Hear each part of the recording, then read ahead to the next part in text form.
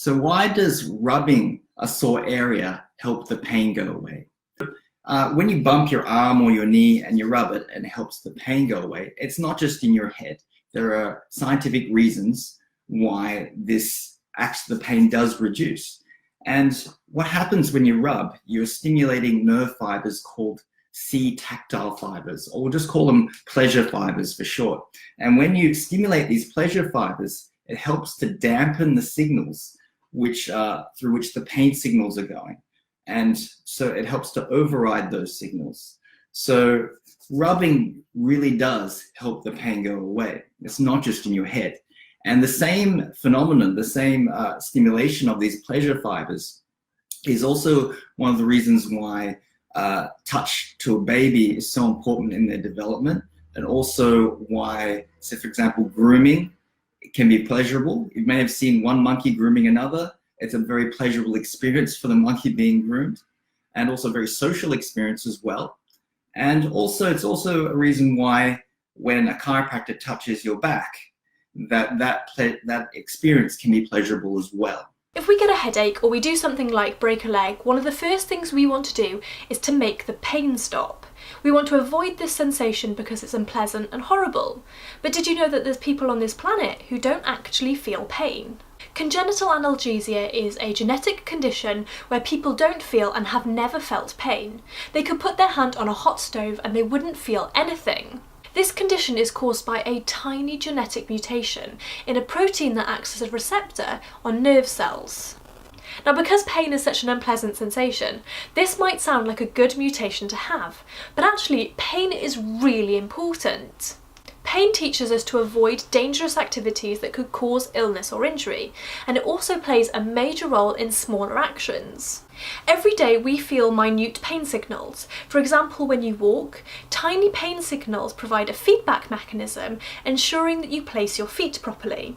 So people with this condition don't get those feedback mechanisms. They also can't identify potentially life-threatening issues because they can't detect the warning signs. In some cases, children with this condition have developed large sores around their mouth because when they lick their lips too much, they can't tell that they're breaking the skin. They've also been known to dip their hands in boiling water without realising the danger involved. So people with this condition have to manually learn and remember what's dangerous, whereas we have a feedback mechanism that instantly teaches us. And what these mammals do is that they use their whiskers for the sense of touch. So much like we use our whiskers. And what we're specifically looking at is how they explore different objects. So we have a square object, and then a concave object, and then a convex object. I'm looking at whether they position their whiskers slightly differently when they're exploring different shapes. So we would do that with our fingertips. We would move them over different shapes slightly differently so that we can extract what they are.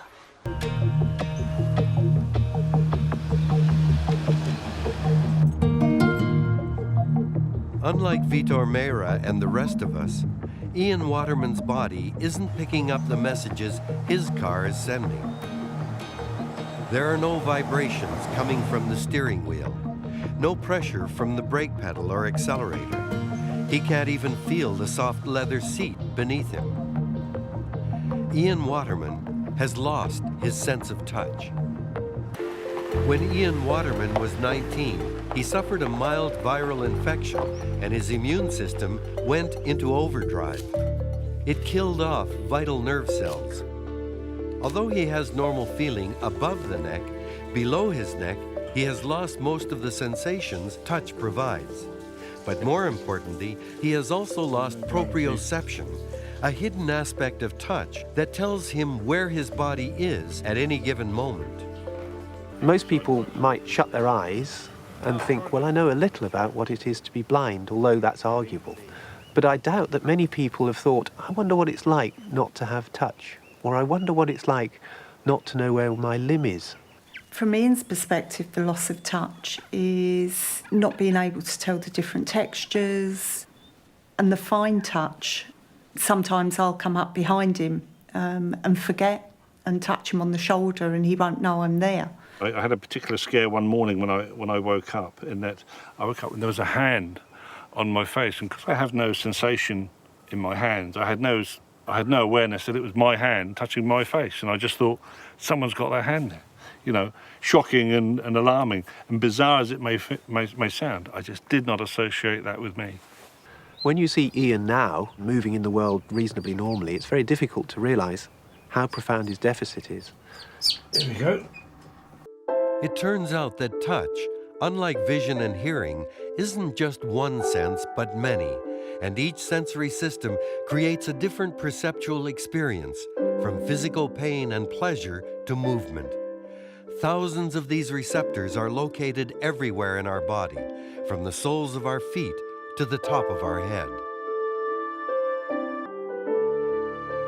Deeper still, in the subcutaneous world of our muscles and joints, are other nerve fibers and receptors which sense position and movement. Without them, we would have no sense of our body or its location in space. Like notes on a musical score, each sensory system combines to form the melody of touch, what scientists call our somatosensory or haptic system. 100,000 nerves, 29 muscles, 27 bones, all at work the minute you move your hand. As a cello player, touch is incredibly important. I need to know how to apply my fingertips appropriately to the strings. I need to know where my hands are in space, how quickly I'm moving, what the forces are. If I don't know that, I'm in real trouble. If you think about it, we are constantly moving our hands, manually contacting the world, exploring it. We've discovered that what you do with your hands is very important in terms of what you perceive. But what if you can't feel hardness or softness, texture or weight? How do you hold something as fragile as an egg? One of the things that I have to do is to write on the egg the variety of turkey and the date, otherwise we lose touch as to which is which. But it's very difficult to be able to pick up an egg without crushing it. How much pressure do you apply? Where do you hold it so it doesn't slip through your fingers?